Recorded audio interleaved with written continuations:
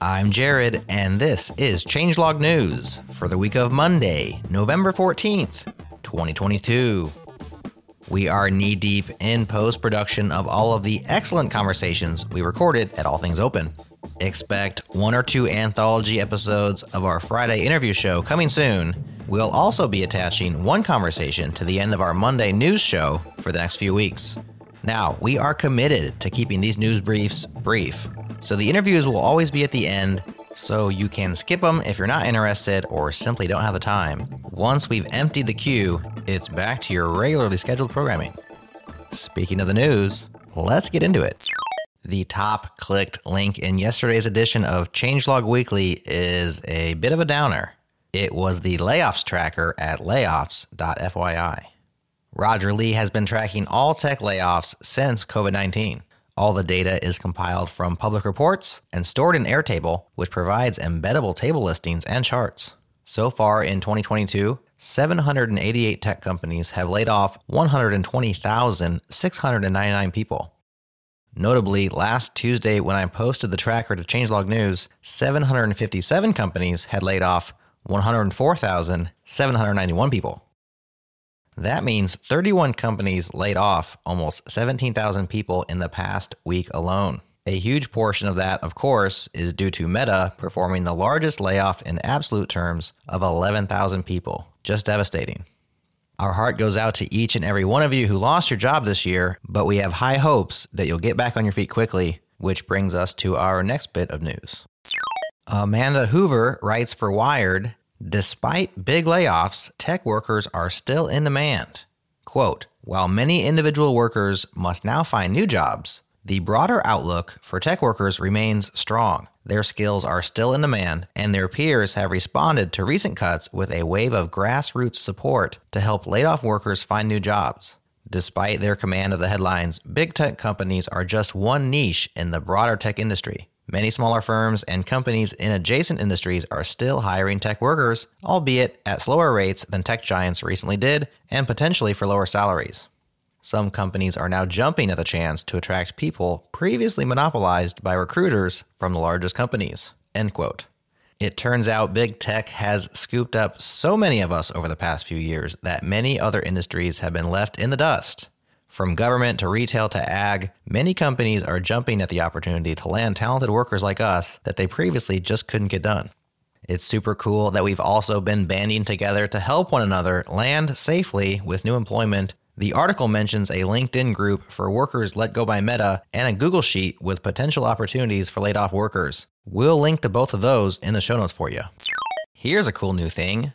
ntfy, spelled ntfy, is a simple HTTP-based pub/sub notification service that lets you send notifications to your phone or desktop via scripts from any computer, entirely without sign-up, cost, or setup. You publish messages via a put or post request to ntfy.sh with your topic as the URL path. Since there's no sign-up, the topic is essentially a password. Then you subscribe to topics using your phone, a web UI, or in your own app by using the Subscribe API. Apps are available for download for iOS and Android, and the entire system is completely free and open source forever. Here's ntfy's creator, Philip C. Heckel, talking about that. Quote, I love free software, and I'm doing this because it's fun. I have no bad intentions, and I will never monetize or sell your information. This service will always stay free and open. You can read more in the FAQs and in the privacy policy. End quote. Learn more at ntfy.sh.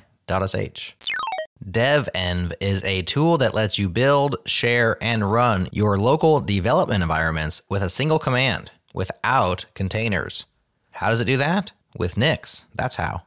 You define your development processes declaratively in a devenv.nix file and start them with devenv up. There are 80,000 plus pre-built packages for Linux, macOS, and x64, ARM64. And yes, Windows users, it works with WSL. We've been thinking about how we might revamp our contribution flows for changelog.com. I've always disliked our Docker-based flow because I don't want to run it myself. And devenv might be just a tool we've been waiting for. Lastly, have you checked out Markdoc? It's Stripe's open source, Markdown-based authoring framework that scales from personal blogs all the way up to massive documentation sites. I'll keep it brief because today's bonus interview from All Things Open is with Mike Bifulco, who gave a talk about Markdoc in the developer track and then talked to us even more about it in the hallway track. That is the news for now. Stick around and enjoy this bonus interview and stay tuned to the changelog because on Friday we are shipping our first anthology episode with special guests Arun Gupta from Intel, Chad Whitaker from Sentry, and Ricardo Suarez from AWS. Have a great week, share the changelog with your friends, and we'll talk to you again real soon.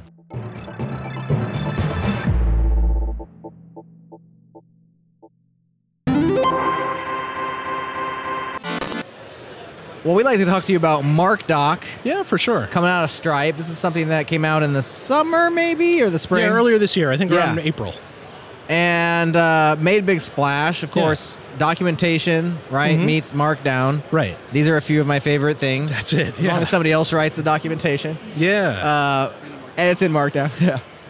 But we haven't been able to talk about it yet on the pod because we just haven't, met you until today. Sure. Yeah. So did you do the work on the thing? Are you working on it now? Tell us the story of Markdoc inside of Stripe, and then we'll go from there. Yeah, so full disclosure, I work at Stripe on the developer advocacy team. Okay. I did not create Markdoc. It was created by a teammate, a colleague at Stripe called Brian Paul. Okay. His Twitter handle is Segfault, SEGPHAULT. Oh, a good dev joke. PH, yes. So Markdoc came from Stripe, makes API infrastructure for the internet, lots of products, tools, APIs for developers who are building things to connect money to a product.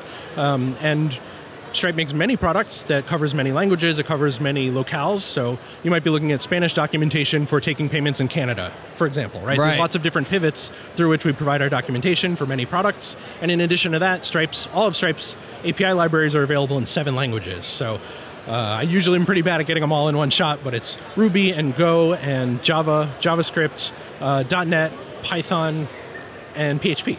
Yeah, it's all 7. Hey, you did it. And so documentation is dynamic because of that. So you might pull up a docs page and want to see the PHP docs. You might want to see Ruby or Go or whatever it may be. In addition to that, Stripe's documentation has for a long time included dynamic content. So if you pull up Stripe's docs, you'll see your test API key embedded in the code snippets in the docs. So you can copy straight from the docs, paste it into a terminal window or into a IDE window and execute it straight from there, and it executes against your account. We also do things like we'll provide in situ in the documentation. For example, if you wanted to get details, see the documentation about listing details for a product that you have set up in Stripe, our documentation will actually show the keys for your products in your documentation. So Markdoc came from a need to want to do that in a way that scaled really well. Prior to Markdoc, Stripe's docs were done with a Ruby on Rails app using ERB, which is the Rails templating language. And the challenge there was that for a technical writer to write docs about something, they had to be familiar with ERB. They had to be good at debugging ERB, which was hard. The tooling for debugging those templates wasn't great. And they also had to be a good technical writer, and those things don't happen. That's kind of unicornish. You don't get people like that too often. So there was this ongoing project to sort of research better ways to do documentation that could solve all these problems all at once. And a bunch of different approaches were taken to do that. What we landed on was this project Markdoc, created again by my colleague. And what Markdoc is essentially a superset extension to the Markdown language, which Markdown is familiar if you've used like GitHub to create issues, or I think Reddit supports Markdown-ish authoring, and a variety of other things. Slack, all sorts of places use Markdown by now.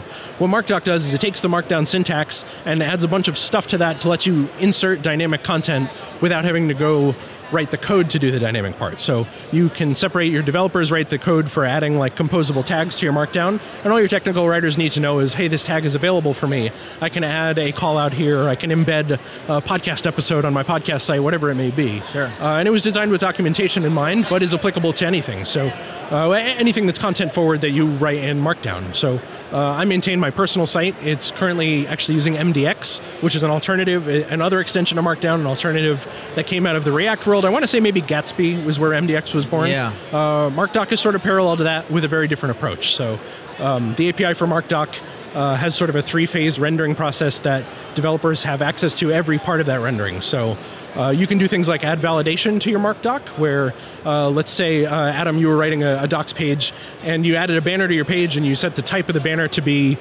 something that wasn't allowed. Like the type of your banner, for whatever reason, is Buick, right? And we don't allow Buick on our banners. For some reason, we only have Ford cars, or whatever the case may be. Just as an example, you can add validation to say we only allow certain brands here, certain words here, which is really nice, because then suddenly you have some sort of like inbuilt parsed text testing on your documentation, which is hard to do otherwise. And with Markdown, it's just not possible too. Does that kind of make sense? That's sort of where the project came from. So outside of Stripe, who would be Markdoc's ideal user? Yeah, so really, it's a framework approach that is sort of unopinionated in what the best uses for it are. Documentation is definitely an easy knockdown. Anyone who's building docs for a product that's needs to have some sort of dynamic injected stuff in it is really I've gone to 1Password, and I've seen like my code in the docs. It's my stuff. So whenever I'm like configuring the SSH client, it's like, it's not, here's the example, now go find out this other, go find your own code. It's more like, it's right there because I'm logged in, and it's documentation for me. Right. Yep. Yeah. So personalized documentation is a great use case for it. There are people who use it for blogging sites, things like that. If you have, generally the sort of heuristic I use for like when it's time to think about more than just Markdown is when you're starting to think about adding something to the page that is either repetitive or needs to be dynamic in some way that Markdown can't do. So a good example is, let's say you're writing, you have a personal blog, you have lots of articles that are sort of long form, and in the middle of your articles, you want to add a call to action that's go subscribe to my newsletter, or make sure you check out this other article, and it's dynamic in some way. Right. You could create a Markdoc tag that you could just embed somewhere in your article to say this is a good place for that sort of call to action, and it can go and do the magic of that call to action without you having to go find the article to link to, or whatever the case may be in that place. What kind of tooling does it fit into? Yeah, like, is it really good question. Generating static HTML or something? Yeah, so if you pull up the docs site, the walkthroughs are pretty straightforward. There's a couple of walkthroughs, one for going from Markdoc to HTML, one that goes from Markdoc to React, and then one that's sort of an integration plan for Next.js. All of those are essentially React flavored. Yeah. There's, I mentioned before, there's sort of this 3-step rendering phase for Markdoc. The last step is where you pick what it renders to, and right now React is sort of the de facto renderer for Markdoc. So anywhere where you're building something that can use React, it does the standard React DOM render thing where it grabs a div on the page, it uses React's render functions to take the syntax, or your Markdoc syntax, and turn it into content on the page. Gotcha. But because it's open source, you could write a renderer that works with something else, right? You could render to React Native, or someone in the talk I just gave asked about, what about Haskell? Like, sure, if you really want to. What about Haskell? There's always that one person that's going to say, hey, what about Haskell? What about Elixir? Yeah, that's right. That's me. Yeah. If you wanted to, there's I mean, it's open source for a reason. It's meant to be extensible. Okay, so that's cool. Will it write your documentation for you? Unfortunately not, yeah. Dang. Uninterested. I'm not interested. Although I did just walk out of a talk about GitHub Copilot, which sounds like they might try at least. They're writing more and more of our stuff for us, aren't they? Hard to say how good that would be, but it'll try, yeah. Oh, you haven't seen my documentation. It's a low bar. It's a low bar. Yeah. Well, docs are hard. Docs are tricky, yeah. In all ways. I mean, it's hard to write, hard to get right. Right. Hard to keep up to date. Yeah. Things change. The docs don't always reflect. And this, of course, isn't a silver bullet, but it's like it's a helpful separation of concerns where your technical writers can just do the writing things, and your people doing the dev work can make it flashy or make it more dynamic, make it fit in with your analytics or whatever tracking you need to do. What about the look and feel? Does it have that Stripe look and feel, or is it out of the box? No, there's no theming incorporated in it. It just generates a valid HTML from Markdown. It's fully themable, so you can take it and apply Tailwind to it, or if you use something like Chakra or some of the other UI libraries, you can do all of that. You could also write your own custom CSS or add components to it as needed. Let's talk about inside Stripe then. So this is created, it's open source for others to use, but you're using it. So how has the documentation changed for you all? Like, how did this shift the way you both create, maintain, consume as a user, speak for your users, and also the organization? Right. So I'm not a technical writer, but I work with some of our technical writers on various products. And in sort of the before scenario for this, building documentation for any given product at Stripe was using ERB, like I mentioned before. And so if pick a product, pick a language, pick anything, and you're writing documentation for something, you would go and find one Ruby template one particular page that had a Ruby view in it that had ERB interspersed into it, and it was like a lot of interpolated stuff. So it was some text, some calculations, some this and that, and each page was sort of different depending on who implemented it originally. And this goes back to Stripe's early days back in 2011, 2012. Yeah. And so there was a lot of history built into that was really hard and very fragile. If you forgot a closing tag on something, the page might crash and return a 500 error when someone went to view it, which is not good, right? You really don't want that. In this way, we've separated the I need to be a Ruby developer from the I need to be a technical writer thing. And now, so in the new world, technical writers really just need to have an understanding of Markdown, have an understanding of what tags are available, and be able to work with engineers to build out new tags for new dynamic stuff. And so they're generally just kind of writing content at this point, which feels a lot better as a technical writer. They don't also have to have a brain for being able to debug a Ruby template, which is like something that I would have to spin up a ton of work to figure out how to do too. This might be Stripe specific, but like how then did this documentation move? Like, did there become a new repository for it, or like how do you now take it from this page, not embedded, to just Markdown or Markdoc that folks can edit and maintain? How does it shift architecture? Right. That predates my history at Stripe, so I don't honestly have the answer to that. I suspect that it was a gradual change where it was one page at a time, one product at a time, but I honestly don't have the answer there. Okay. I should say too that Markdoc, so the Markdoc site is markdoc.dev. That is open source and built with Markdoc, so you can go see how a documentation site was built using Markdoc in sort of a self-referential way, right? Did you already say how old this project is then? Or did I miss that? It went open source in April of this year, so April 2022. But it's been at Stripe for a while though, right? Yes. It seems like. It was in use at Stripe for a while. The decision to open source had happened earlier this year. So rollout's probably been many years then, right? Gradual, project by project. Yeah. So product by product. This is where I should say that I started at Stripe in March of this year. Okay. So, yeah, probably. That sounds right. Yeah, probably. Okay. Yeah. It's plausible. Yeah. The impact is net positive, basically, though. Yeah. Okay. Well, certainly. Not negative. That's bad. Right. Let's not go there. And truly, the benefit of this being an open source thing is that, like, we welcome contribution. We want people to tell us what they're struggling with, or ask us the hard questions about why doesn't it do this, and try and apply it to their problems too. So, very cool. Yeah. Markdoc.dev. Yes, markdoc.dev, github.com/markdoc. Awesome. And then stripe.dev if you're doing any Stripe-flavored developer stuff. And you can chase me down on Twitter, too, at Irreverent Mike. Nice. Irreverent Mike? That's me, yeah. Mike, thank you so much. Of course, yeah, thanks for having me. I appreciate it. Markdoc.dev. Yeah. Get it while you can. Open source, yeah. All right. Thanks, guys.